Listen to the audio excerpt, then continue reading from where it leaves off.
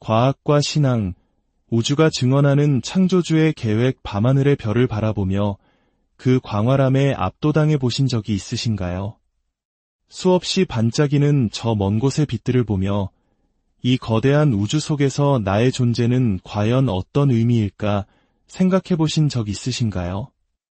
오늘 우리는 과학의 언어로 신앙의 신비를 탐구하는 한 천체 물리학자의 여정을 따라가 보려 합니다. 과학이 발전할수록 창조주의 존재가 희미해지는 것이 아니라 오히려 더 선명하고 경이롭게 드러난다는 놀라운 이야기를 나누고자 합니다.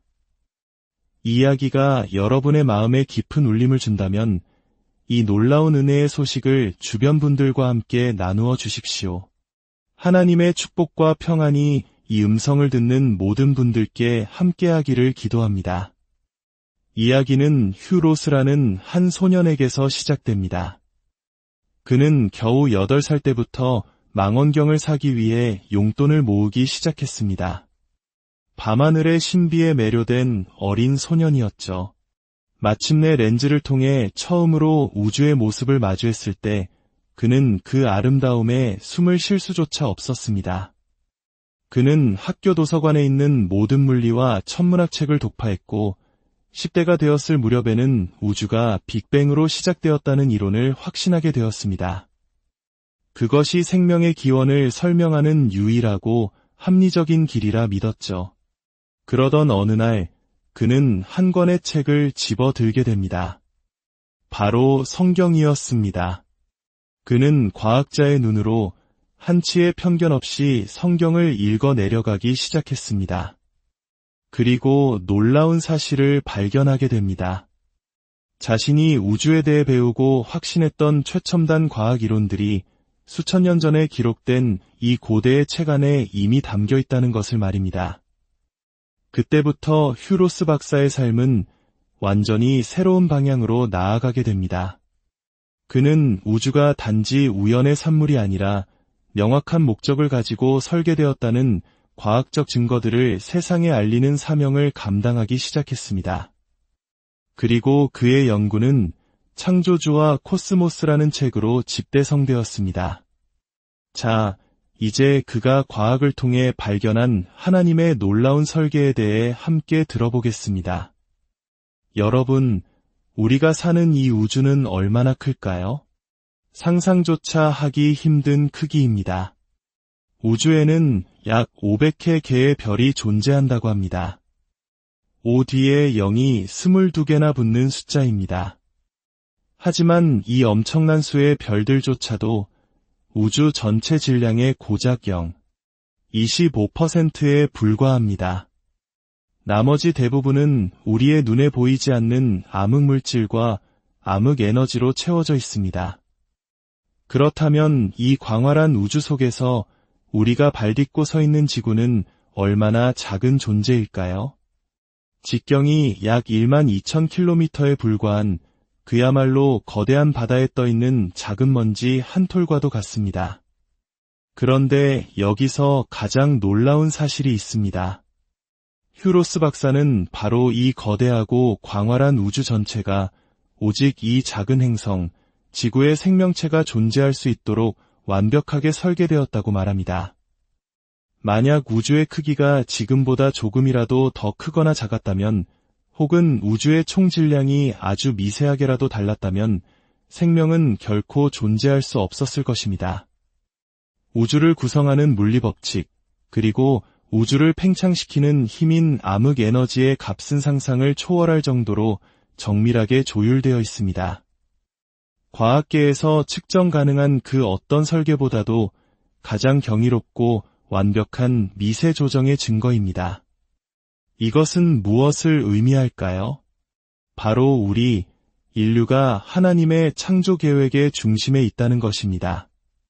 말 그대로 우주의 모든 구성 요소와 우주 역사의 모든 사건들은 수십억의 인류가 이 땅에 태어나고 죄로부터 구원받을 수 있는 환경을 조성하기 위해 정확히 지금의 모습 그대로 존재해야만 했습니다.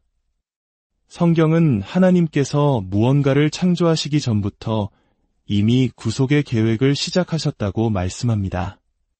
즉, 하나님의 모든 창조 사역은 바로 우리의 구원을 위한 것이었습니다. 이 땅의 모든 생명체, 지구의 모든 구성 요소 하나하나가 그 위대한 목적 아래 창조된 것입니다. 주기율표에 존재하는 94개의 자연 원소를 예로 들어볼까요? 우리 인간의 몸은 그중 22개의 원소로 이루어져 있습니다. 이 원소들 중 상당수는 생명 필수 독극물이라고 불립니다. 너무 많으면 우리를 죽음에 이르게 하고 너무 적어도 생명을 유지할 수 없습니다. 정확히 필요한 만큼 완벽한 비율로 존재해야만 합니다. 그리고 우리는 우주에서 유일하게 이 모든 조건이 완벽하게 충족된 행성, 바로 지구에 살고 있는 것입니다. 어떤 이들은 성경의 기록을 근거로 우주의 나이가 약 6,000년이라고 주장하기도 합니다. 하지만 현대과학은 우주의 나이가 약 137억 9천만 년이라는 사실을 소수점 넷째 자리까지 정확하게 측정해냈습니다. 지구의 나이는 소수점 다섯째 자리까지 계산할 수 있을 정도로 정밀합니다. 이처럼 장구한 시간이 왜 필요했을까요? 놀랍게도 우리는 우주의 역사상 가장 완벽한 시점에 살고 있습니다.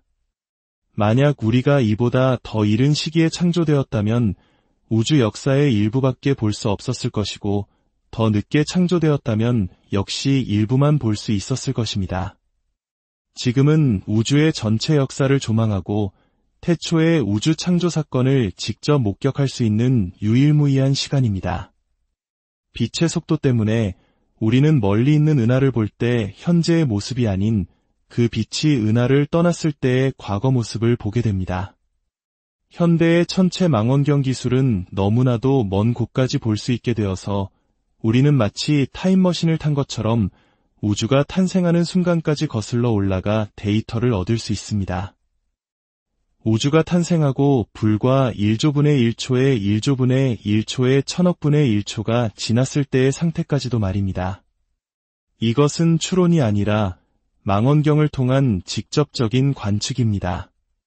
이러한 관측은 우리에게 무엇을 말해줄까요? 바로 우리가 하나님에 의해 창조된 우주에 살고 있다는 강력하고도 명백한 증거를 보여줍니다. 우리가 사는 곳의 위치 또한 절묘합니다. 우리는 우리 은하의 중심부에서 멀리 떨어져 있어 중심의 강한 빛의 시야가 가려지지 않습니다. 또한 두 개의 나선팔 사이에 위치하여 다른 은하들을 선명하게 관측할 수 있는 최적의 장소에 있습니다. 우리가 속한 은하단에는 거대 은하가 없어서 시야를 방해받지 않죠. 마치 하나님께서 우리에게 우주의 신비를 보여주시기 위해 가장 좋은 관람석을 마련해 주신 것과 같습니다. 우리가 매일 보는 태양은 어떻습니까? 태양은 생명체가 문명을 이루고 살아가기에 필수적인 놀라울 정도로 안정적인 밝기를 유지하고 있습니다. 지난 60년간 수많은 천문학자들이 우리 태양과 똑같은 쌍둥이 별을 찾아 헤맸지만 단 하나도 발견하지 못했습니다. 얼마 전 타계한 스티븐 호킹 박사는 이 모든 것을 믿지 않았습니다. 그는 뛰어난 물리학자였지만 그 역시도 로저 펠로즈와 함께 우주 시공간의 시작점이 반드시 존재한다는 특이점 정리를 증명한 사람 중 한 명이었습니다. 이 이론은 시공간을 초월한 어떤 원인 제공자, 즉 창조주가 존재해야만 한다는 것을 수학적으로 입증한 것입니다. 그는 자신의 연구가 가지는 신학적 의미를 받아들이지 않았지만 그의 연구는 역설적으로 창조주의 존재를 더욱 강력하게 뒷받침해 주었습니다. 이것이 바로 성경의 하나님이 다른 종교의 신들과 구별되는 지점입니다. 세상의 다른 신들은 시공간 안에서 활동하지만 성경의 하나님은 시공간 밖에서 시공간 자체를 창조하신 분입니다. 그리고 아인슈타인의 일반 상대성 이론에 기반한 현대 물리학이 바로 그 사실을 증명하고 있는 것입니다. 아인슈타인이 스위스의 특허청 직원으로 일하며 연구했던 이 이론은 이제 물리학에서 가장 철저하게 검증되고 가장 확실하게 증명된 원리가 되었습니다. 그러므로 일반 상대성 이론이 사실이라면 성경의 하나님은 분명히 존재하십니다. 가끔 이런 질문을 던지게 됩니다. 이토록 위대하신 하나님께서 이 작은 행성에 수십억 인구 중 하나인 나 같은 존재에게 관심을 가지실까? 그것은 하나님께서 우리 각자를 향한 놀라운 목적과 계획을 가지고 계시기 때문입니다. 이 땅에서의 삶은 끝이 아닙니다. 하나님께서는 새 창조 안에서 우리가 상상하는 것 이상으로 중요하고 영광스러운 역할을 맡기실 것입니다. 우리는 천사들을 가르치고 다스리며 하나님이 창조하신 만물을 돌보는 존재가 될 것입니다. 이 짧은 인생은 그 위대한 사명을 위한 훈련의 시간입니다. 천사들은 우리가 경험하는 하나님의 은혜를 그저 지켜볼 뿐이지만 우리는 그 은혜를 직접 체험합니다. 이 광활한 우주를 바라볼 때 우리는 스스로가 얼마나 작은 존재인지 깨닫고 겸손해집니다. 하지만 동시에 하나님께서 이 모든 것을 우리를 위해 창조하셨다는 사실 앞에서 우리가 얼마나 귀하고 가치 있는 존재인지 깨닫게 됩니다. 하나님께서 우리를 위해 이 모든 것을 준비하셨다는 사실보다 더 큰 사랑의 증거가 어디 있겠습니까? 진정한 과학과 진정한 신앙 사이에는 아무런 갈등이 없습니다. 하나님께서는 우리에게 자연이라는 책과 성경이라는 두 권의 책을 주셨습니다. 자연이라는 책은 우리를 성경이라는 책으로 인도합니다. 밤하늘을 올려다보십시오. 그곳에 반짝이는 별들은 단순한 빛의 점들이 아닙니다. 그것은 우리를 향한 창조주의 사랑의 편지이며 그분의 무한한 지혜와 능력에 대한 장엄한 증언입니다. 이 광대무변한 우주를 오직 당신을 위해 설계하신 창조주의 사랑을 오늘 깊이 느끼시는 하루가 되기를 소망합니다.